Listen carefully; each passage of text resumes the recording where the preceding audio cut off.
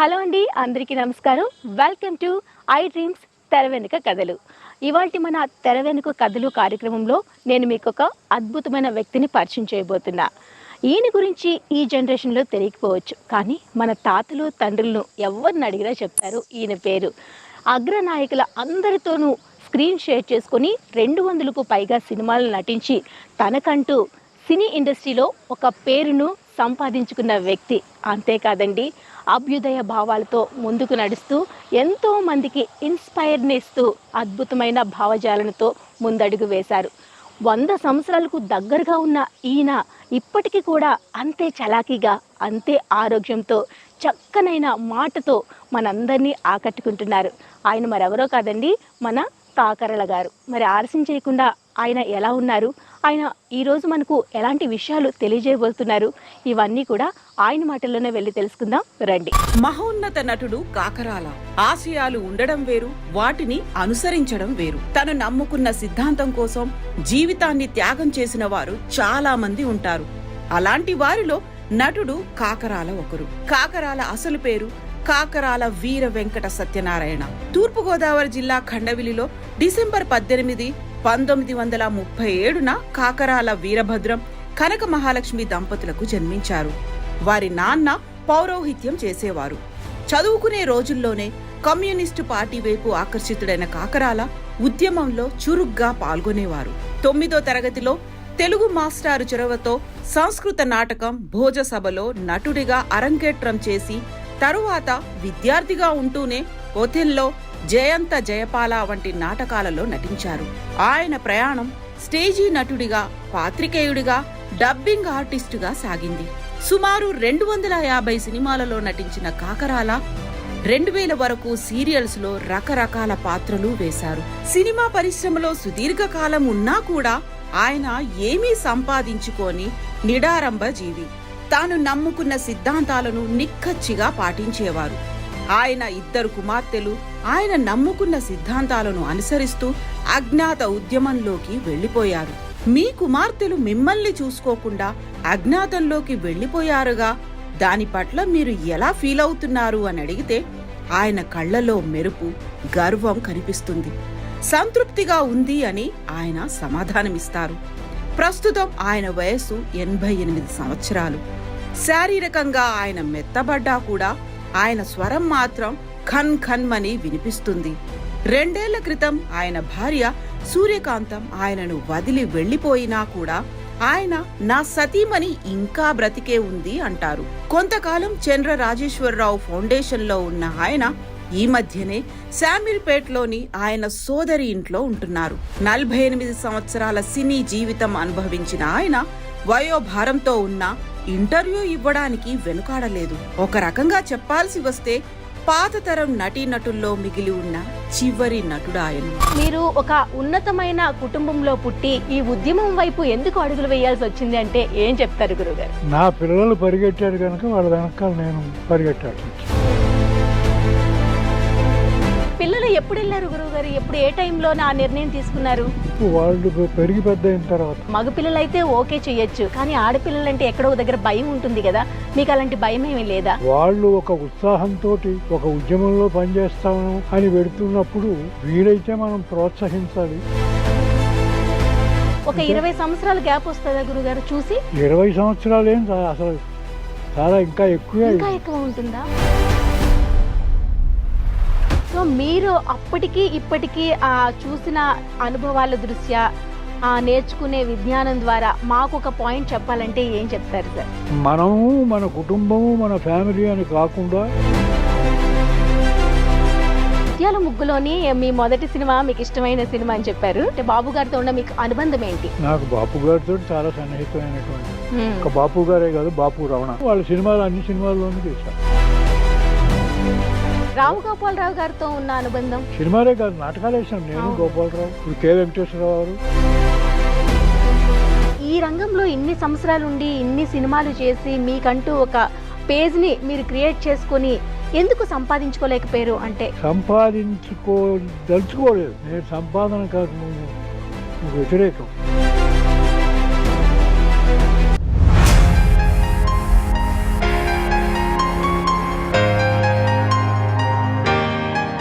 నమస్తే గురుగారు. నమస్కారం అమ్మా. ఎలా ఉన్నారు సార్? బాగానే ఉన్నాను. మిమ్మల్ని కలుసుకోవడం నాకైతే చాలా చాలా చాలా సంతోషంగా ఉంది గురుగారు. చాలా మంచిది. చాలా అదృష్టంగా ఫీల్ అవుతున్నాను. ఆ, రైట్ గురుగారు, మీ గురించి ఇన్ఫర్మేషన్ గ్యాదర్ చేసిన తర్వాత నాకైతే చాలా చాలా ఇన్స్పైరింగ్గా అనిపించింది. మీ గురించి విన్నాక మిమ్మల్ని ఎప్పుడు చూద్దామో అనిపించింది. గురుగారు, మీ సినీ జర్నీ అంతా చూసుకుంటే ఎన్నో ఒడిదుడుకుల మధ్య సాగిందనే చెప్పుకోవాలి టోటల్గా. అసలు మీరు ఒక ఉన్నతమైన కుటుంబంలో పుట్టి ఈ ఉద్యమం వైపు ఎందుకు అడుగులు వేయాల్సి వచ్చింది అంటే ఏం చెప్తారు గురుగారు? ఎందుకు అడుగులు వేయాల్సి వచ్చింది అంటే నా పిల్లలు పరిగెట్టారు కనుక వాళ్ళ వెనకాల నేను పరిగెట్టాల్సి వచ్చింది. ఓహో, ఈ నిర్ణయం ముందు నుంచి మీకు లేదు, పిల్లలు పుట్టిన తర్వాత వచ్చింది? పిల్లలు పుట్టారు, పిల్లలు పుట్టి వాళ్ళు వెళ్ళాక వాళ్ళతో పాటు నేను వెళ్ళాల్సి వచ్చింది. ఓకే, పిల్లలు ఎప్పుడు వెళ్ళారు గురువుగారు? ఎప్పుడు, ఏ టైంలో ఆ నిర్ణయం తీసుకున్నారు? వాళ్ళు పెరిగి పెద్ద అయిన తర్వాత. ఫస్ట్ మీకు చెప్పిన తర్వాత మీ ఫీలింగ్ ఏంటి? ఎందుకు ఇద్దరు ఆడపిల్లలు, మగపిల్లలు అయితే ఓకే చేయొచ్చు, కానీ ఆడపిల్లలు అంటే ఎక్కడో దగ్గర భయం ఉంటుంది కదా, మీకు అలాంటి భయం ఏమీ లేదా? అలాంటి భయం నాకు మొదటి నుంచి లేదు. తర్వాత వాళ్ళు ఒక ఉత్సాహంతో ఒక ఉద్యమంలో పనిచేస్తాము అని పెడుతున్నప్పుడు వీలైతే మనం ప్రోత్సహించాలి, లేకపోతే ఊరుకోవాలి. అంతేగాని తండ్రిగా శాసనాలు చేయడం అనేది మంచిది కాదని నా ఉద్దేశం. గురుగారు, అంటే ఈ రోజులు ఏంటంటే ఆడపిల్లలు పుట్టారు అంటే వాళ్ళకి చదివిపించాలి, మంచి జాబ్ చేయాలి, తర్వాత పెళ్లి చేయాలి. ఇది సమాజంలో నడుస్తున్న ఒక థీమ్ అని చెప్పాలి. మరి దీనికి వ్యతిరేకంగా ఒక ఉద్యమంలోకి అడుగులు వేస్తారంటే ఒక తండ్రిగా ఏదో ఒక మూల కొంచెం భయం ఉంటుంది. మీకు ఆ భయం కూడా ఎప్పుడు కలగలేదా? కలగలేదమ్మా. కలగలేదు. ఏం చేతంటే నేను మొదటి నుంచి ఉద్యమానికి సింపథైజర్ని. ఉద్యమంలో పనిచేయకపోవచ్చు, ఉద్యమం పట్ల సింపతి ఇస్తున్నవాడిని. ఓకే, అంచేత నాకు కానీ ఈ టైంలో 90 సంవత్సరాలకి దగ్గరగా ఉన్న మీరు ఇప్పుడు పిల్లల అవసరం చాలా ఉంటుంది, చాలా గుర్తుకొస్తూ ఉంటారు. ఈ టైంలో మనం వాళ్ళ దగ్గర ఉంటే ఆ సంతోషమే వేరేగా ఉంటుంది. మరి ఇలాంటప్పుడు మీకు ఎప్పుడైనా అనిపిస్తుందా? నాకు అనిపించలేదు.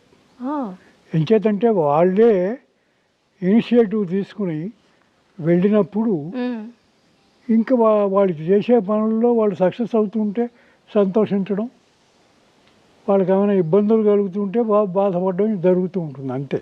ఓకే, అంతకి తప్పించి వాళ్ళని శాసించడము, వాళ్ళని చేయడము అది పద్ధతి కాదు అని నా ఉద్దేశం. వస్తుంటారా గురువుగారు ఇక్కడికి మిమ్మల్ని చూడటానికి? లేదు. ఎన్ని సంవత్సరాలు అయింది చూసి మీరు? చాలా కాలం అయింది. కొంచెం ఇంచుమించు నేను అబూజ్మట్ దాకా కూడా లోపలికి వెళ్ళి కూడా వాళ్ళని చూడలేకపోయాను. ఎంచేతంటే యుద్ధ పరిస్థితులు. ఆ యుద్ధ పరిస్థితుల్లో మనం వాళ్ళని చూడడానికి వెళ్ళడం, చూద్దాం అనుకోవడం, అది వాళ్ళకి అది ప్రమాదమే, మనకి ప్రమాదమే. ఒక 20 సంవత్సరాల గ్యాప్ వస్తుందా గురుగారు చూసి?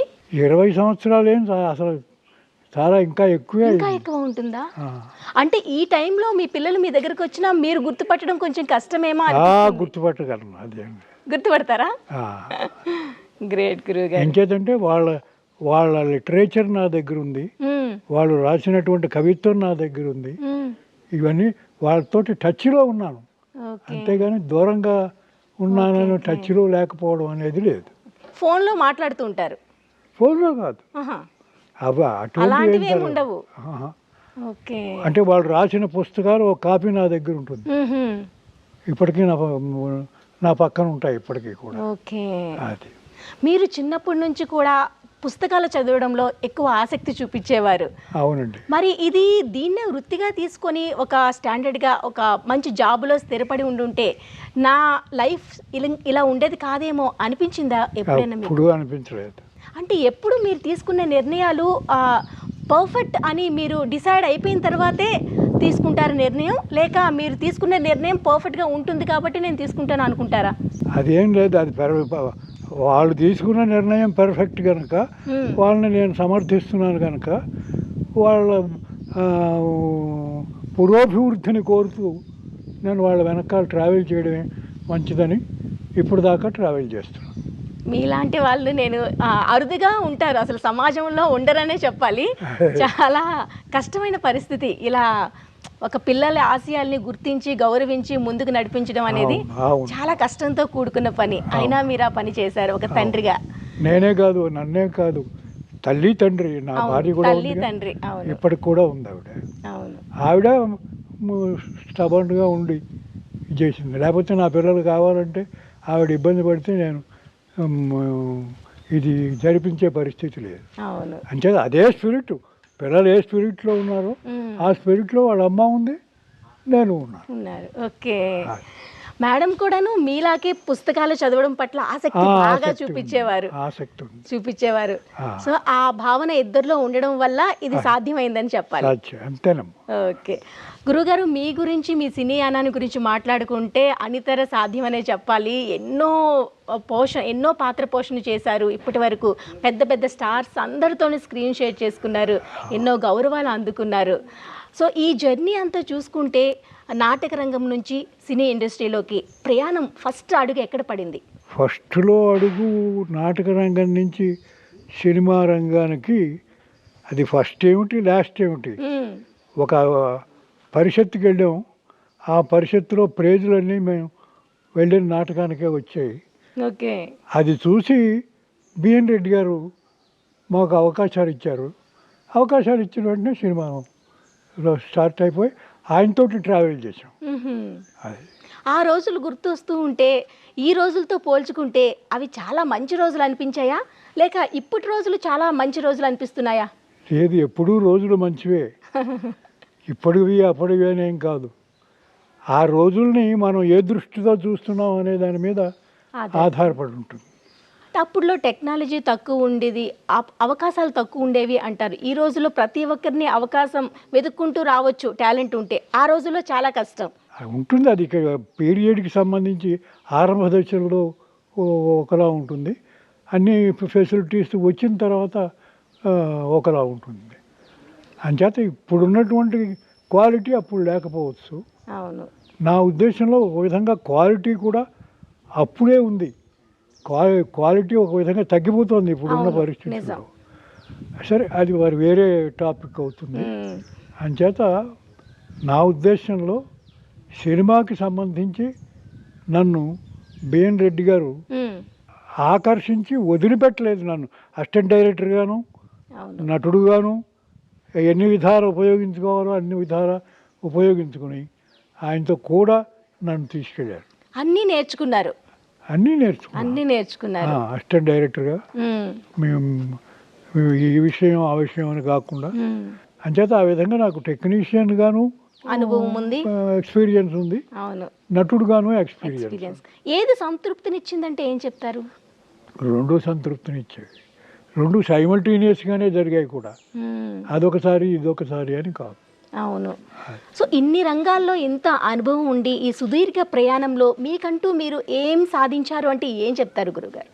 నాకంటూ నేను ఏమి సాధించాను అంటే, సాధించడం ధన రూపం కాదు, చైతన్య రూపంగా. ఇవాళకి ఉద్యమానికి సంబంధించిన పెద్ద నాయకులు నా దగ్గరకు వచ్చి గౌరవించి మాట్లాడి వెళుతున్నారంటే ఇది అచీవ్మెంటే కదా. Correct sir. అంటే అది అంటే మనీ రూపంలో ఉండదు, అది ఒకళ్ళ పట్ల ఒకళ్ళకి చూపించుకునేటువంటి గౌరవం రూపంలో ఉంటుంది. నిన్నగాక మొన్న వచ్చి వెళ్ళారు వాళ్ళందరూ, నన్ను వచ్చి చూసి వెళ్ళారు. అలాగే రోజు నాతోటి ఫోన్లో మాట్లాడే వాళ్ళు ఉన్నారు, ఉద్యోగానికి సంబంధించిన వాళ్ళు. అంచేత ఆ అడ్మిరేషన్ అంటే ఒకళ్ళంటే ఒకళ్ళు ని గౌరవించుకోవడం అనేటువంటిది ఉంది కనుక నాకు సంతృప్తికరంగా ఉంది. నిజం. సో ఆ టైంలోని పెద్ద పెద్ద హీరోలు పక్కన చేసేటప్పుడు ఒక రకమైన భావన ఉంటుంది కదా. ఎన్టీ రామారావు గారు, ఏఎన్ఆర్ గారు, శోభన్ బాబు గారు, ప్రతి ఒక్క పెద్ద హీరోతోని మీరు పని చేశారు. ఆ టైంలో ఎలా ఉండేది సార్? ఆ ప్రౌడ్నెస్ అనేది గర్వంగా ఉండేదా? వాళ్ళ దగ్గర నుంచి మనం నేర్చుకునేది ఇంకా అభివృద్ధి చేసుకుంటూ ఇంకా మంచి మంచి అవకాశాలు తెచ్చుకునేందుకు తోడ్పడేదా? ఎలా ఉండేది? లేదు, వాళ్ళే మనకి దోహదం చేసేవాళ్ళు. ఆ దోహదంతో వాళ్ళని అర్థం చేసుకుని వాళ్ళ వెనకాల మనం ట్రావెల్ చేశారు. అది నాగేశ్వరరావు గారు కావచ్చు, రామారావు గారు కావచ్చు, ఇంకా డైరెక్టర్స్ ఎవరైనా కావచ్చు. ఓకే. రాజబాబు గారు మీరు? రాజబాబు నేను ఒక విధంగా చెప్పాలంటే ఒకే ఒక జీవితం, ఒకే ఒక గురువు దగ్గర పనిచేస్తూ వాడు కామెడీ సైడ్ వాడు ఉన్నాడు. అవును. నాకు కామెడీ మొదటి నుంచి అలవాట్లేదు. వాడు ఆ కామెడీలో వాడు నెగ్గుకుంటూ వచ్చాడు. అవును. కానీ ఆ తోవలో వెళ్ళాలని మీకు ఎప్పుడు అనిపించలేదు? నాకు ఇలా అనిపించలేదంటే నేను కమెడియన్ కాదు కదా. అవును. వచ్చిన గొడవ. కరెక్ట్. ఓకే. నేను సీరియస్ మనిషిని. అవును. కానీ నేను కామెడీ రోల్స్ చేశాను. అది ఎలా అనిపిస్తుంది సార్? అన్ని వైవిధ్యభరితమైన పాత్రలు పోషించేటప్పుడు ఆ ఆర్టిస్ట్కి వచ్చే సంతోషం వేరే ఉంటుంది కదా. అది చెప్పలేంది, ఇది అని చెప్పలేంది. ఎంచేదంటే ఒకే దర్శకుడి దగ్గర అనేకమైన పాత్రలు పోషించేటువంటి అవకాశం వచ్చింది నాకు. అవును. కానీ సార్ దీనికి అప్పటి రోజుల్లోని మనకి జ్ఞాపక శక్తి అవన్నీ చాలా ఎక్కువ దోహదపడేవి. ఎందుకంటే కొంచెం డైలాగ్ తప్పు చెప్పితే సైడ్కి వచ్చేసేయండి, ఇంకొకరిని పెట్టుకుందాం అనే రోజులు. చాలా మంది కాంపిటీషన్ ఉండేది. ఈ రోజుల్లోని ఒక డైలాగ్ చెప్పాలంటే 10 మంది ప్రాంప్టర్ చేసే వాళ్ళు ఉంటున్నారు. సో ఇప్పటికి అప్పటికి రోజులు వయసు చూసుకుంటే చాలా తేడా ఉంది. తేడా ఉంది. తర్వాత మనుషుల్లో కూడా తేడా ఉందమ్మా. ఆ రోజుల్లో వాళ్ళ పిల్లల్ని చూసినట్టు చూసేవాళ్ళు. కరెక్ట్. వాళ్ళ పిల్లలుగా వాళ్ళు ప్రేమించారు కానీ వేరే ఇంకొక ఆర్టిస్ట్గా ప్రేమించలేదు. అంచేత అది కూడా ఉంది. ఈవేళ మెకానికల్గా ఉన్నారు. అవును సార్. అంచేత మెకానికల్ వ్యవహారం దగ్గర మెకానికల్గానే ఉంటుంది. అది వాళ్ళది మెకానికల్ కాదు. వాళ్ళ హృదయం అంతా మనకి ఇది చేసి పెట్టేవాళ్ళు. అంటే ఇంకా చెప్పాలంటే నీకు సినిమా అనేది తీయడానికి వారం 10 రోజులు 15 రోజులు 20 రోజులు ముందు నుంచి ప్రిపరేషన్ ఉంటుంది. ఓకే. అంతటి పెద్ద ఆయన సీన్ ఎలా తీయాలి అనేది రాసుకుని మేము అక్కడ వస్తే మాకు అందరికీ చదివి వినిపించి ఎలా ఉంది అని మా అభిప్రాయం అడిగేవాడు. అలాంటి రోజులు బాగుంది అమ్మా, బాగుందని చెప్పేవాడు. అంటే నేను ఇక్కడ ఉన్నది ఏమిటంటే పెద్ద చిన్న అని కాదు, ఇది దీంట్లో ఉన్నటువంటి టెక్నిక్ ఏమిటంటే మనం చెప్పిన తర్వాత ఇది బాగుందండి, చాలా బాగుంది అని అన్నా ఆయన మళ్ళీ ఇంటికి వెళ్ళి భోజనం చేసి కాస్త రెస్ట్ తీసుకుని మళ్ళీ ఆలోచించి మళ్ళీ మొత్తం మార్చుకుని వచ్చి మళ్ళీ వచ్చినప్పుడు మళ్ళీ ఇదిగో నేను ఇలా మార్చాను చూడండి అని మళ్ళీ అంటే మనని ప్రవోక్ చేసి మన చేత మాట్లాడించి దాని నుంచి మళ్ళీ ఆయన డెవలప్ అయ్యి రాసి మళ్ళీ వచ్చి ఇది మళ్ళీ ఇలా నేను మార్చాను ఎలా ఉంది చూడండి అని చెప్పేవారు. అంటే చెప్పరు అసలు. మామూలుగా ఇప్పుడు డైరెక్టర్స్ అవసరం లేదు. అంటే ఒక వాళ్ళ తోటి స్నేహితులతో మాట్లాడినట్టు ఉండేవాళ్ళు. అందుకనే అప్పటి సినిమాలు ఈ రోజు కూడా అంత సక్సెస్ఫుల్ గా 100 రోజులు 200 రోజులు సంవత్సరాలు ఆడిన సినిమాలు కూడా ఉన్నాయి. ఇప్పుడు అలా లేదు. 2 రోజులు 3 రోజులు ఆడడం ఎక్కువ. ఇప్పుడు అంతా మెకానికలే. గురువుగారు అని అనడమే తప్ప మెకానికల్ ఎక్కువ. రైట్. అంటే నేను వాళ్ళని విమర్శించడం కాదు, అది ఆ ఇన్స్టింక్ట్ లోపల నుంచి పుట్టుకు రావాలి. నిజం సార్. పైనుంచి చెప్తే వచ్చేది కాదు. ఇది వచ్చిన తర్వాత డైరెక్టర్స్ అంతా కూడా I'm the captain of the ship అంచేత మీరు నాకు పడి ఉండాలి. వాళ్ళు అసలు అలా ఆలోచించలేదు పూర్వ దర్శకుడు. మీరు నటించిన మూవీస్లో మీకు నచ్చినది బాగా మనసుకు హత్తుకునే సినిమా అంటే ఏం చెప్తారు? అన్నీ నాకు నచ్చినవి. బాగా మనస్ఫూర్తిగా మీ భావనకు దగ్గరగా ఉండే సినిమా? భావనకు దగ్గరగా ఉండడం అంటే రంగులరాట్నం అని ఒక సినిమా వచ్చింది. అది మొదటి సినిమా. నాకు అదే గుర్తుండిపోయే సినిమా. ఓకే. మొదటిసారిగా మిమ్మల్ని మీరు ఒక పెద్ద స్క్రీన్ మీద చూసుకునేటప్పటికి ఒక తల్లిదండ్రుల్లో ఒక ఆనందం ఒక వేరే లెవెల్లో ఉంటుంది. అప్పుడు ఎలా ఉండేది సార్? ఆ పేరెంట్స్కి చెప్పే పరిస్థితి ఉండేదా? మా అబ్బాయి హీరో పక్కన చేస్తున్నారు ఇట్లా ఉండేదా? ఎలా ఉండేది ఆ రోజుల్లో? అదేం లేదండి. లేదా? ఓకే. అదేం లేదు. ఓకే. అంటే ఇంటి విషయాలే, ప్రొఫెషన్ విషయాలే. ఓకే. నాన్నగారు తర్వాత ఇంకోటి ఉంది, మా నాన్న అది అందులో బ్రాహ్మణం అని మా వాళ్ళకి చాలా ఇది ఉండేది. ఆహా, అన్ని కంట్రోల్లో పెట్టేవాడు మా నాన్న. అవును. ఆ కంట్రోల్లో ఇలాంటి కాదు, ఇక్కడికి వెళ్ళడానికి వీల్లేదు, అక్కడికి వెళ్ళడానికి వీల్లేదు, అటువంటివన్నీ తట్టుకుని బయటికి వచ్చి బయటకు వచ్చి ఈయన దగ్గర ఉన్నటువంటి ఆ ఆస్పెక్ట్ ఇక్కడ లేదు కదా. ఉమ్, పెద్దవాడైనా సరే ఆయన మనకు ధోరణి మారట్లేదు. ఇంటిమేట్గా తనలోకి తీసుకుని ఇది చేస్తున్నాడు. అవును, అంచేత అటువంటి చోట మనకి ఇంకా ఇదే ఉండదు. లేదు. ఓకే. ఇక్కడ ఎంత కంట్రోల్ ఉందో ఉమ్, ఇక్కడ అంత ఒక ఎఫెక్షనేట్ వ్యవహారం ఉంది. ఉంది. Okay, super. మీతో పెరిగిన అన్నదమ్ముల పరిస్థితి ఎలా ఉంటుంది సార్? అంటే వాళ్ళు కూడా మీలాంటి ధోరణితోనే ఆలోచించే వాళ్ళ, లేకుంటే వాళ్ళ అభిప్రాయాలు ఎలా ఉండేవి? వాళ్ళ అభిప్రాయాలు వాళ్ళకే ఉంటాయి. అంటే మీరు వాళ్ళతో షేర్ చేసుకునే వాళ్ళ, చెప్పేవాళ్ళ అప్పట్లో అన్నదమ్ములతో? అన్నదమ్ములతో చెప్పడం అవి అలవాటు ఏం లేదు. ఓ, ఎంచేతంటే సినిమా నాకు అవసరం కానీ వాళ్ళకి అవసరం కాదు. ఓకే. వాళ్ళు ఏదో ఉద్యోగాలు చేశారు, బాటాలు చేశారు, ఇంకోటోళ్ళు చేశారు, వాళ్ళ ఉద్యోగాలు వాళ్ళకు ఉన్నాయి. అలాగే మా మేనరుడు కూడా వాడి ఉద్యోగాలకి వాడుకున్నాయి, వాడి పద్ధతిలో వాడు ఉన్నాడు. ఒకళ్ళు వీడు కలిసి వచ్చింది, అమెరికా వెళ్ళాడు, అమెరికా తోటి అక్కడ పిల్లలు పుట్టారు, గందరగోళం ఇదంతా. అది వాడికి అవకాశం వచ్చింది కనుక వాడు అలా వెళ్ళాడు. ఓకే. వీళ్ళకి అవకాశాలు రాలేదు కనుక ఇక్కడే ఉన్నారు. అవును. వాళ్ళ పరిమితుల్లో వాళ్ళు చేసుకుంటూ వచ్చారు. కలుస్తూ ఉంటారా సార్ అన్నదమ్ములు ఎవరైనా? రోజు కలుస్తాం. ఓ, అంటే మా తమ్ముడు ఈ మొబైల్ ఫోన్లకి రోజుకు ఒకసారి అందరినీ కలుపుతాడు. ఆహా, అంటే అమెరికాలో ఉన్న వాళ్ళని వీళ్ళని అందరినీ తీసుకొచ్చి కలపచ్చు. అలా ఒకసారి కలుపుతాడు. ఓకే. ఆ విధంగా అందరం కనీసం రోజుకి ఒకసారి అక్కడ ఉన్నవాళ్ళు, ఇక్కడ ఉన్నవాళ్ళు అందరూ కలిసి ఒక చోట మాట్లాడుకుంటారు, కలిసి మీట్ అయి మాట్లాడుకున్నట్టుగా. అందరూ ఉన్నారా సార్? ఉన్నారు, బ్రదర్స్ అంతా అందరూ ఉన్నారు. ఓకే, చాలా సంతోషం. ఓకే సార్, మీకు ఇప్పుడు ఈ పచ్చని వాతావరణం మధ్య చక్కనైన ప్రకృతి ఒడిలో మీరు ఇప్పుడైతే ఉన్నారు, సో ఎలా అనిపిస్తుంది ఈ టైంలోని? దీన్ని మీరు ఎలా ఎంజాయ్ చేస్తున్నారు? దేన్ని? ఈ వాతావరణాన్ని. ఇక్కడ ఒంటరిగా ఉంటున్నామని ఫీలింగ్ ఉందా, లేకుంటే? లేదు, ఒంటరిగా ఉంటున్నామని ఫీలింగ్ ఏం లేదు.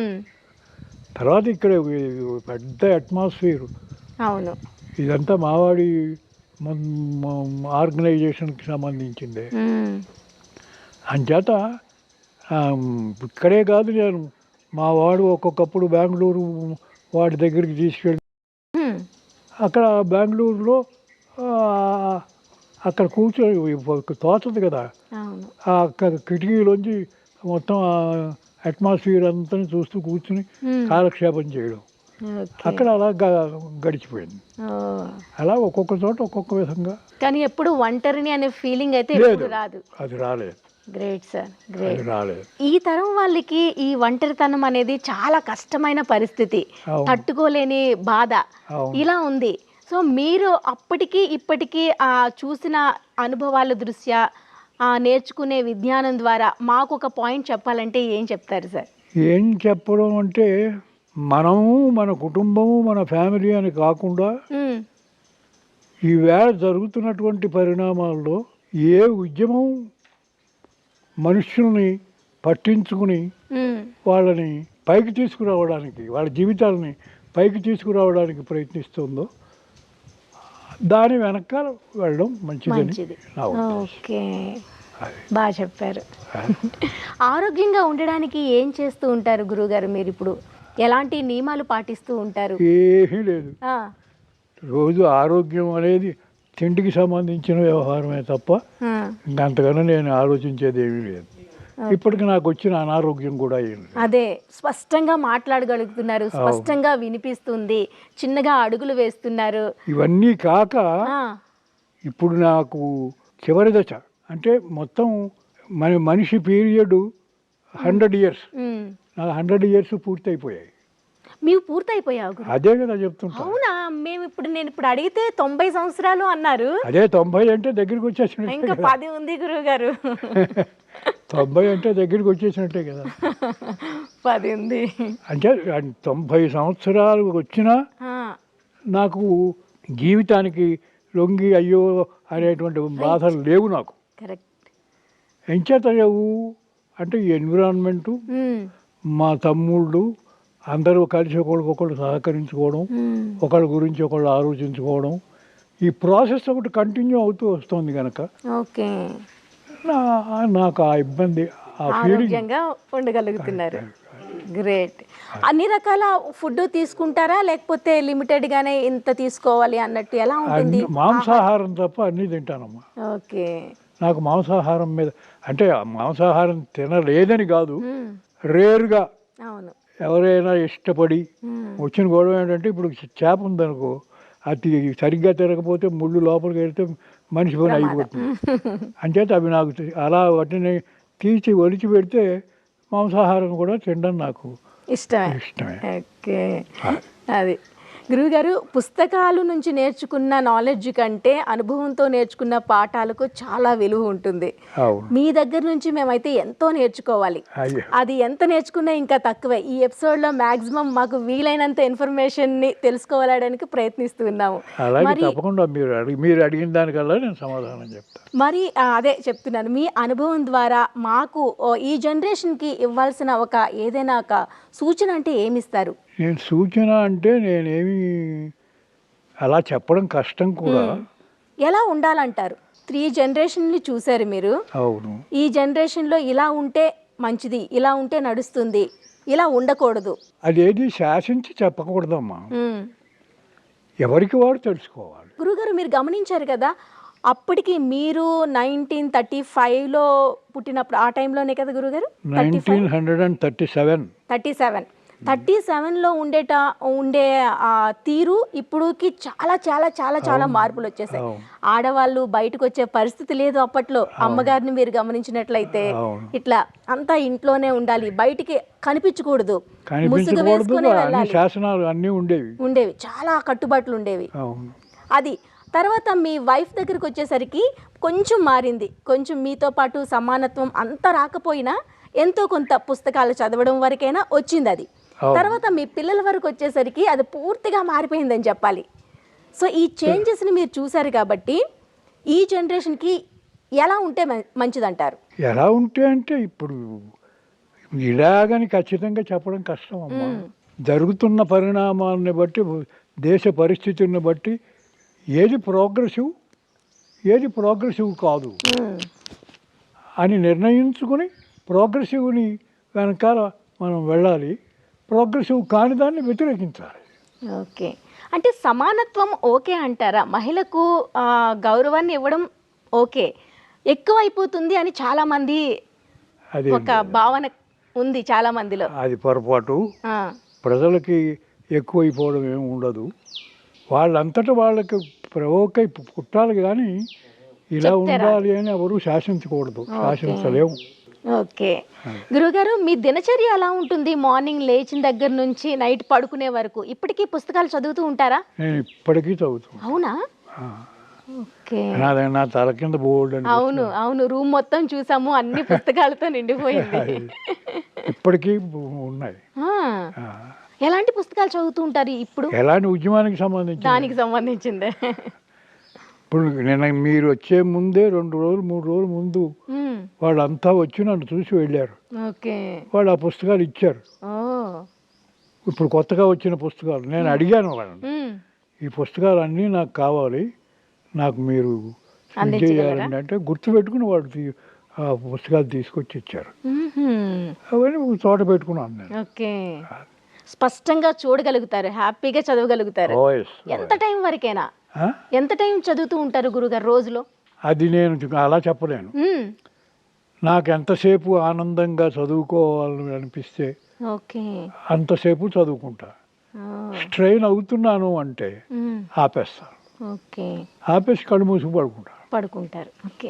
గురువుగారు నాకు ఒక చిన్న సందేహం ఉంది.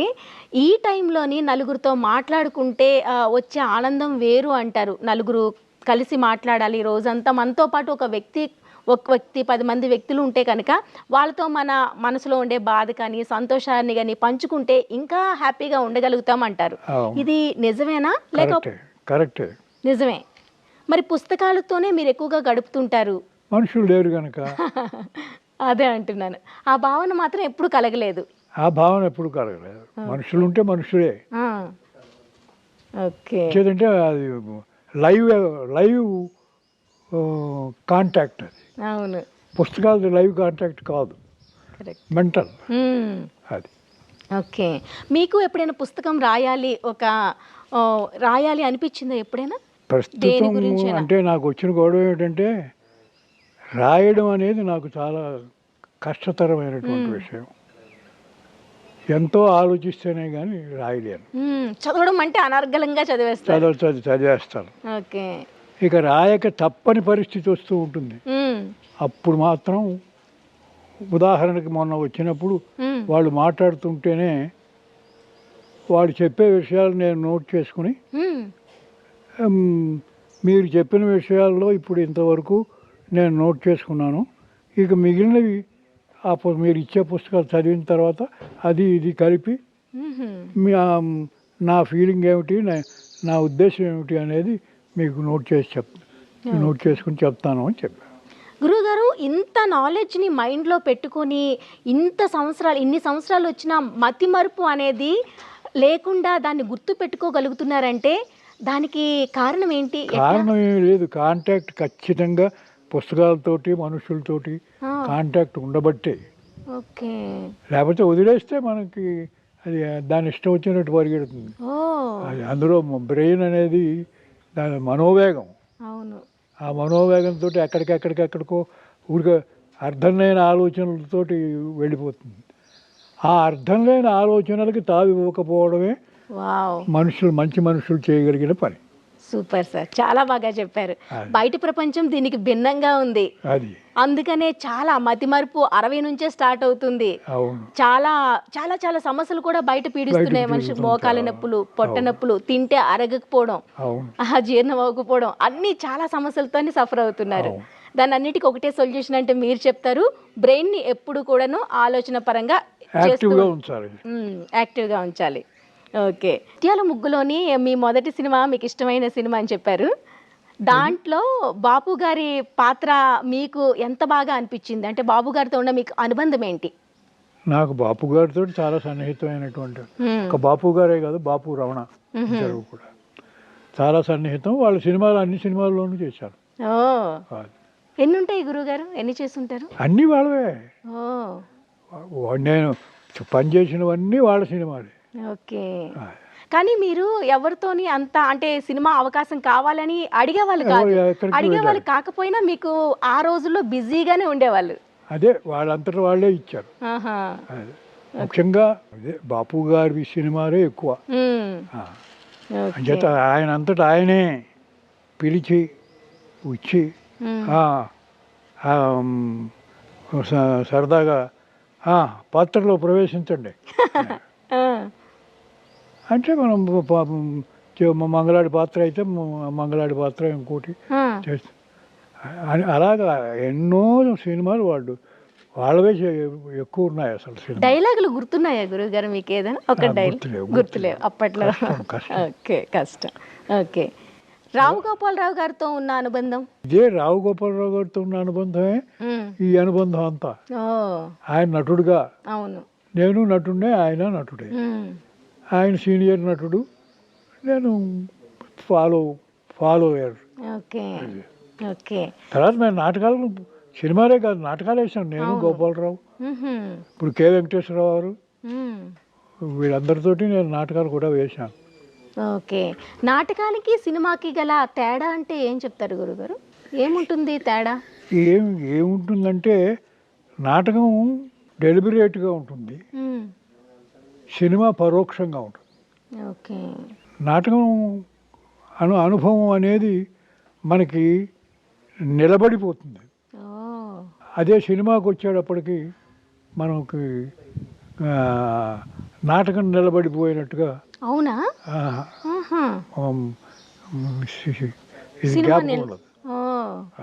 కానీ సినిమా అనేది ప్రతి ఒక్కరికి గుర్తుండిపోతుంది, నాటకాలు మర్చిపోతారు అంటారు కదా గురుగారు? నా ఎక్స్పీరియన్స్ అది కాదు. ఓకే. ఓకే. నాటకాలే ఎప్పటికీ గుర్తుండిపోయే అంశం నాటకాలే. ఓకే. మిమ్మల్ని మీరు ఈ సినీ రంగానికి కాకపోయింటే దేనికి అంకితం అయ్యేవారు?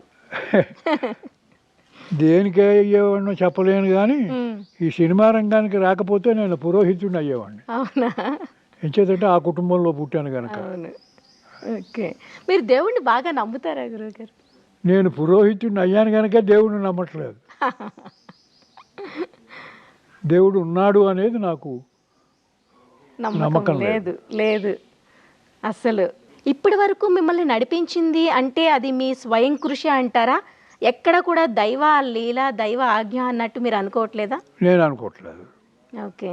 అదృష్టం అనేదే లేకుండా లైఫ్ సాగిందంటారా? అదృష్టమా? ఉమ్. అదృష్టం అంటే ఏమిటి? అదృష్టము కంటికి కనిపించకుండా జరిగేది అని, ఓ, అంతేగాని అంతకన్నా అదృష్టం ఏమీ లేదు. ఓకే. చేత అదృష్టం అంటే మనకు తెలియకుండా కొన్ని కలిసి వస్తూ ఉంటాయి. ఉమ్. ఆ కలిసి వచ్చినవే అదృష్టం అని అనుకుంటూ ఉంటాం.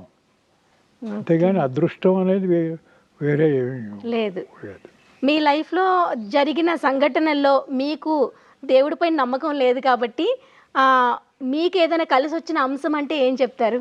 ఏదైనా వీళ్ళ త్రూ నాకు కలిసి వచ్చింది అంటే, వైఫ్ కావచ్చు, పిల్లలు కావచ్చు, ఇట్లా అది కలిసి వచ్చిన అంశం అంటే కలిసి వచ్చిన అంశమే, ఇంకో ప్రత్యేకం ఇంకా మీకు మనస్ఫూర్తిగా అనిపించాలి. అదే మనస్ఫూర్తిగా అనిపించడమే. ఆ, నాకు పిల్లలు అందొచ్చారు, పిల్లలు కలిసి వచ్చారు, వాళ్ళ వెనకాల నేను ట్రావెల్ చేశాను. ఓకే. అంచేత అది ప్రత్యేకం. నేను పిల్లలకి చేసింది లేదు, చెప్పింది లేదు. ఉమ్. వాళ్ళు ముందుకు వెళుతూ ఉంటే వాళ్ళ వెనకాల నేను ట్రావెల్. ఏం చదువుకున్నారు పిల్లలు? ఒక్కటి అని ప్రత్యేకంగా నేను చెప్పలేను. ఓ, వాళ్ళు సొంతంగా స్వతంత్రంగా చదువుకున్నారు. అప్పుడు మీరు ఎక్కడ ఉండేవారు గురువుగారు? పిల్లలు చెన్నైలోనేనా? ఒక్కొక్కప్పుడు చెన్నై, ఒక్కొక్కప్పుడు ఉమ్. అంటే హైదరాబాద్ అన్నది చివరకు వచ్చింది. ఓకే. అంతకుముందు ఎక్కువ కాలం మద్రాసులోనే ఉన్నాం. ఓకే. ఎక్కువ కాలం మద్రాసులోనే. ఓకే. మీకు ఎన్ని భాషలు వస్తాయి? నాకు ఏ భాష సరిగ్గా రాదు. అన్నీ దాన్ని ఏమంటాం, మిక్సింగ్. మ్హూ. అంటే తమిళ్, అసలు హిందీ, కన్నడ. మొత్తం అన్నీ కలిపి మ్. ఒక గంపగోళ కషాయం. అంటే మనకి భాషలు రానప్పుడు ఏం చేస్తామంటే ఇది అది ఇది కలిపి అవును, మిక్స్ చేసేస్తూ ఉంటాం. జస్ట్ అక్కడ కమ్యూనికేట్ చేయడానికి ప్రయత్నిస్తాం. కరెక్ట్. ఇక్కడ కమ్యూనికేషనే ప్రధానం. అవును. మనం చెప్పాలన్నటువంటి తాపత్రయమే మ్. ఎదరవాడికి అర్థమయ్యేటట్టు చేస్తుంది. ఓకే. అది భాష అర్థమయ్యి కాదు. మ్. ఆ విధంగా భాష ఏది నాకు సక్రమంగా నేర్చుకోలేదు, వచ్చి రానట్టుగా. వచ్చి రానట్టు. ఓకే. అంతే. ఓకే. మీరు ఎన్ని భాషల్లో చేసుంటారు గురుగారు? తెలుగు ఒక్కటేనా, ఇంకా తమిళ్లో కూడా నటించారా? నటించడం వేరమ్మా. డబ్బింగ్ చెప్పారు కదా? డబ్బింగ్ చెప్పాను. డబ్బింగ్ చెప్పడం మామూలే, ఇతర భాషల నుంచి తెలుగు భాషకి డబ్బింగ్ చెప్పడం. ఓకే. కానీ ఈ తమిళ్ వీటిలో ఇది చేయడం అనేది డే టు డే వ్యవహారానికి కూడా ఇది ఉండాలి కనుక అన్నీ కలిపి కొట్టరా కావేటి రంగా అని అన్నీ కలిపే నేను చేసుకుంటూ వాళ్ళని అండర్స్టాండ్ చేసుకుంటూ వెళ్ళాను. ఓకే. వాళ్ళు గొప్పవాళ్ళు, నాకన్నా సీనియర్స్ ఉన్నవాళ్ళు, నాకు అవకాశాలు ఇచ్చిన వాళ్ళు ఉన్నారు కనుక వాళ్ళందరూ కూడా ఈ గంపగోళ్ళ కషాయపు భాష అర్థం చేసుకుని నాకు దోహదం చేశారు. పెద్దవాళ్ళు, వాళ్ళు చాలా గొప్పవాళ్ళు. అవును. అంటే ఇప్పుడు పెద్ద పెద్ద డైరెక్టర్స్ ఉన్నారు కదా, రాజమౌళి ఇప్పుడు అంటున్నారా? ఇప్పుడు కాదు, రాజమౌళి కాదు, ఓకే. ఓకే. ఇంకా పెద్ద పెద్ద డైరెక్టర్స్ ఉన్నారు కదా, ఆ డైరెక్టర్స్ మనకి అవకాశాలు ఇచ్చి మనని దోహదం చేసినందువల్లే మనం నిలబడి నెగ్గుకు రాగలిగాం. అవును గురుగారు. అయితే కళామ తల్లిని నమ్ముకున్న వాళ్ళు ఎవరున్నో ఇది కారు, అట్లా నడిపిస్తుంది, ఆ తల్లే నడిపిస్తుంది అంటారు. కానీ ఇంకొకటి కూడా ఉంది, సంపాదించుకున్న వాళ్ళు ఫైనల్గా ఒక స్థిరత్వాన్ని పొందుతారు, లేని వాళ్ళు మళ్ళీ వెనకే ఉండిపోతారని చెప్పేసి. మరి మరి ఈ రంగంలో ఇన్ని సంవత్సరాలు ఉండి ఇన్ని సినిమాలు చేసి మీకంటూ ఒక పేజ్ని మీరు క్రియేట్ చేసుకొని ఎందుకు సంపాదించుకోలేకపోయారు అంటే?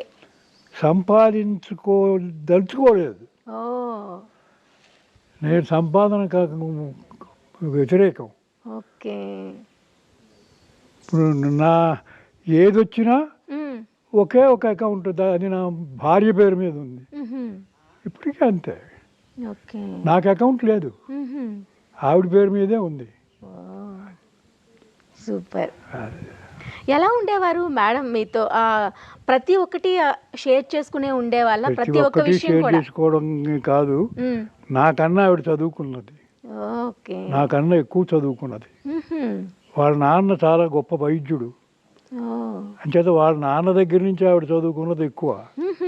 అంచేత ఆ విధంగా ఆయన మా మామగారిని నేను ఎక్కువ గౌరవిస్తా. ఓకే. ఎంచేతంటే ఉదాహరణకి నా మిసెస్కి ఈ మోకాళ్ళు అరిగిపోయి ఇదైపోతూ ఉంటుంది. అది పక్కకి తప్పిపోతుంది. పక్కకి తప్పిపోతే ఇంకా ప్రాణం పోయినంత పని. ఇది ఆ కూతురికి ఆయన నేర్పి అలా పక్కకు పోతే దాన్ని ఎలా సరి చేసుకోవాలి అని నేర్పి అలా చేసుకునేటువంటి పరిస్థితి ఆ అమ్మాయికి, అంటే కూతురికి నేర్పించాడు. ఆయన డాక్టర్ కనుక అందరికీ వైద్యం చేసేవాడు, నయాపతి చూసుకునేవాడు కాదు, ఫ్రీగా. ఎంతమంది అక్క చెల్లెలు ఉన్నారు మేడంకి? ఉన్నారా వాళ్ళు? ఎక్కువ నలుగురు ఐదుగురు ఉన్నారు. వాళ్ళంతా కూడా ఇప్పుడు విజయనగరంలో, ఎక్కువగా విజయనగరంలో కాన్సన్ట్రేట్ ఉన్నారు. ఓకే.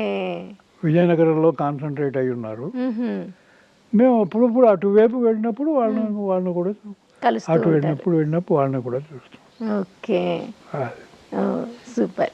ఈ సినీ రంగంలోని మీరు మర్చిపోలేని వ్యక్తి ఎవరికైనా రుణపడి ఉన్నాను, ఈ మనిషి త్రూ నేను వచ్చాను ఇండస్ట్రీకి, మర్చిపోలేను, ఎవరికైనా కృతజ్ఞత భావంతో నేను ఒక థ్యాంక్స్ చెప్పాలి అంటే ఎవరికి చెప్పుకుంటారు? బిఎన్ రెడ్డి గారే. బిఎన్ రెడ్డి గారు. ఓకే. ఆయన లేకపోతే మీరు లేరు. అంతే కదా. అన్ని విషయాల్లోనూ బిఎన్ రెడ్డి గారే నాకు పుత్ర సమానంగా చూశాడు. అన్ని వేషాలు తనే దగ్గరుండి నా చేత చేయించాడు. అంచేత బిఎన్ రెడ్డి గారే నాకు తల్లి, తండ్రి, గురువు, దైవం అన్నీ. మంచిదమ్మా, అదే మాట. అవును గురువుగారు. అలానే రిగ్రెట్ ఫీల్ అయ్యే అంటే అయ్యో నేను ఈ తప్పు చేసి ఉండకపోతే బాగుండేదే అని మీకు ఎప్పుడైనా ఈ ఇన్ని సంవత్సరాల జర్నీలో వెనక్కి తిరిగి చూసుకుంటే అనిపించిందా? నాకు లేదమ్మా. లేదు. Great sir, great. కోపం అనేది వస్తుందా మీకు? నార్మల్గా కోపం ఉంటుందా మీకు? కోపం నాకున్న కోపం చాలా ఎక్కువ. అవునా? ఎటొచ్చి నా కోపాన్ని ప్రదర్శించాను. అంటే ఎక్కువ కోపం వచ్చి కంట్రోల్ చేసుకుంటే అది ఆరోగ్యం మీద పడుతుంది. అవును. అంచేత కోపం వచ్చినప్పుడు నేను రిలాక్స్ అయిపోయి చదువుకోవడానికో లేకపోతే ఇంకో పని చేయడానికో ఇంకో పని మీద డైవర్ట్ చేసేస్తుంటాను. Okay, okay. అంతే తప్ప ఎవరిపైన ప్రదర్శించరు. సో ఇప్పుడు మేము ఈ జనరేషన్ తెలుసుకోవాల్సిన బెస్ట్ పాయింట్ ఏంటి అంటే ఇదే అని చెప్పాలి. కోపాన్ని మనం డైవర్ట్ చేసుకోవాలి అనుకుంటే వేరే పని త్రూ వెళ్ళిపోవాలి. అంతే, వేరే పనిలోకి వెళ్ళిపోవాలి. ఎవరిపైన ప్రదర్శించే వాళ్ళు కాదు. ఓకే. మరి ఆనందం వస్తే పంచుకునే వాళ్ళ? ఆనందాన్ని వస్తే ఎందుకు పంచుకోమమ్మా? ఆనందంతో మనకి అభిమానంగా ఉండేవాళ్ళు అందరితోటి పంచుకుంటాం. ఓకే. సినిమా ఇండస్ట్రీ మీకు ఏమిచ్చింది అంటే ఏం చెప్తారు? సినిమా ఇండస్ట్రీ నాకు ఏమిచ్చింది అంటే మనుషులను అర్థం చేసుకోవడం ఇచ్చింది. అంతకుముందు నాకు మనుషులను అర్థం చేసుకునే శక్తి లేదు. సినిమా ఇండస్ట్రీలో వచ్చిన తర్వాతే అవగాహన వచ్చింది. అది అనుభవపూర్వకంగా వస్తుంది కాబట్టి. అనుభవపూర్వకంగా అనండి, వాళ్ళు మనకి ఇచ్చిన అవకాశాలతోటి మన పట్ల వాళ్ళు చూపించిన అభిమానం కూడా దాని వెనక ఉంటుందని నేను ఓకే. లేకపోతే అందరికీ మొత్తం ఏడాది పొడుగునా అందరికీ సినిమాలు ఉండాలి అంటే చూడాలని లేదు కదా. అవును.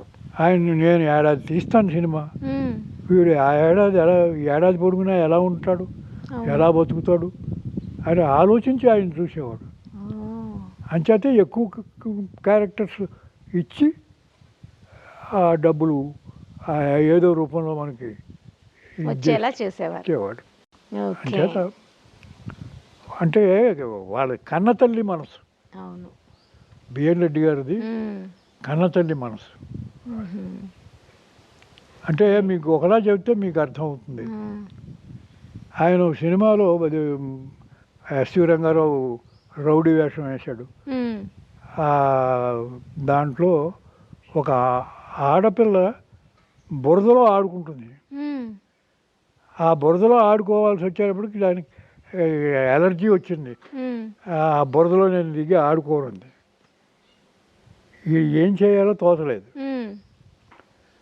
వెంటనే బజారుకి మనిషిని పంపించి మంచి గంధం పొడి ప్యాకెట్స్ని తీసుకొచ్చి దానికి మట్టి రంగు వచ్చేటట్టుగా కలిపి ఆ మట్టి రంగు వచ్చిన తర్వాత అది వాసన ఇప్పుడు సుగంధ వాసన వస్తుంది కదా, ఆ వాసన దానికి చూపించి ఇప్పుడు దిగి పని చేస్తావా అంటే అప్పుడు దిగి పని చేస్తానని చెప్పి. అంటే ఆర్టిస్ట్ విషయంలో ఎంత అంటే ఆర్టిస్టు ఫేస్ ముఖం మీద తెర మీద కనిపిస్తుంది. కరెక్ట్. వాడు డిస్టర్బ్ అయింది అంటే పిల్లగాని పెద్దవాళ్ళు కానీ డిస్టర్బ్ అయ్యారు అంటే మొత్తం ఆవేళ మొత్తం షూటింగ్ అంతా దెబ్బతిన్నట్టే లెక్క. అంచేత వాళ్ళు డిస్టర్బ్ అవ్వకుండా ఉండడానికి ఇలాంటివన్నీ చేసేవాళ్ళు. ఖర్చు అయినా సరే మంచి గంధపు రంగు గల మట్టి తీసుకొచ్చి దానికి పూసి ఇప్పుడు చేస్తావా అంటే చేస్తాను. ఆ విధంగా దాని చేత చేయించుకున్నాను. బంగారు పాపలో చాలా అంత ఓపికగా చేయించుకునే వాళ్ళు కూడాను. అదే నేను అనేది, ఆ ఓపికే ఉండాలి డైరెక్టర్. అవును. కసిరేస్తారు కొంతమంది డైరెక్టర్స్. కసిరేస్తే వాళ్ళు బ్యాఫిల్ అయిపోతారు. మళ్ళీ మనకు అనుకూలంగా రారు. మరి మీకు ఇష్టమైన దర్శక నిర్మాతలు ఉన్నారా? బిఎన్ రెడ్డి కాకుండా మీకు ఇష్టమైన దర్శక నిర్మాతలు బిఎన్ రెడ్డి గారు కాకుండా? అయ్యో ఉన్నారు, ఎందుకు లేరు, చాలా మంది ఉన్నారు. ఎవరు అంటే ఎల్వి ప్రసాద్ గారు, వీళ్ళంతా కూడా చాలా పెద్ద పెద్ద డైరెక్టర్స్. వాళ్ళందరూ వాళ్ళందరూ అంటే నాకు అభిమానమే. ఓకే, గ్రేట్ గురువు గారు. మీరిచ్చే ఈ అమూల్యమైన ఇన్ఫర్మేషన్ మాకు నిజంగా చాలా చాలా చాలా హ్యాపీని ఇచ్చింది. ఎందుకంటే మీ దగ్గర నుంచి మేము నేర్చుకున్నది చాలా విషయాలు ఉంటాయి, కానీ ఈ ఒక ఎపిసోడ్లో అంతా మీ లైఫ్ జర్నీ అంతా ఒక రోజులో తెలుసుకోవడం కష్టం. కాకపోతే చిన్నగా తెలుసుకునేందుకు ప్రయత్నించాం. మీ లైఫ్లో జరిగిన ఈ ఎక్స్పీరియన్స్ బట్టి నాకైతే అర్థమైంది ఏంటంటే, ఓపికగా సహనంగా ముందుకు అడుగులు వేసుకుంటూ వెళ్తే ఏదో ఒక రోజు సక్సెస్ అనేది డెఫినెట్గా సాధ్యపడుతుంది. అదే కరెక్ట్. కరెక్ట్. అంతేకాకుండా దైవం తర్వాత సపోర్ట్ చేస్తుంది, మనమంటూ స్వయం కృషిగా ఒక అడుగు ముందుకు వేయాలి తప్పకుండా. ఈ రెండు ఉంటే కనుక ఆటోమేటిక్గా గెలుపు సాధ్యం అవుతుంది. Okay, thank you so much గురువు గారు. మీకు ఎంత ఓపికగా మేము అడిగే ప్రశ్నలకు అన్నిటికీ సమాధానం చెప్పి మీ అమూల్యమైన సమయాన్ని మాతో కేటాయించి ఇన్ని విశేషాలు షేర్ చేసుకున్నందుకు చాలా సంతోషంగా ఉంది. ధన్యవాదాలు గురువు గారు. అలాగే మీకు కూడా కృతజ్ఞతలు.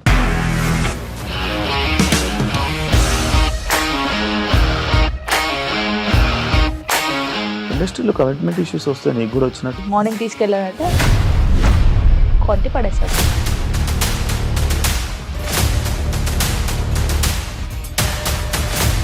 వాళ్ళు కూడా చూడలేదు ఈ సినిమా అని చెప్పడానికి కూడా చాలా ధైర్యం కావాలి. అది నిజం కదా, దాంట్లో ధైర్యం ఏంటి? ఇది నెక్స్ట్ డే ప్లేట్ మార్చేస్తే తప్పు కదా. As of now we're comfortable this అని నేను అనుకుంటున్నాను. రష్మిక గారిది మీది ఒకే ఊరు అంట కదా.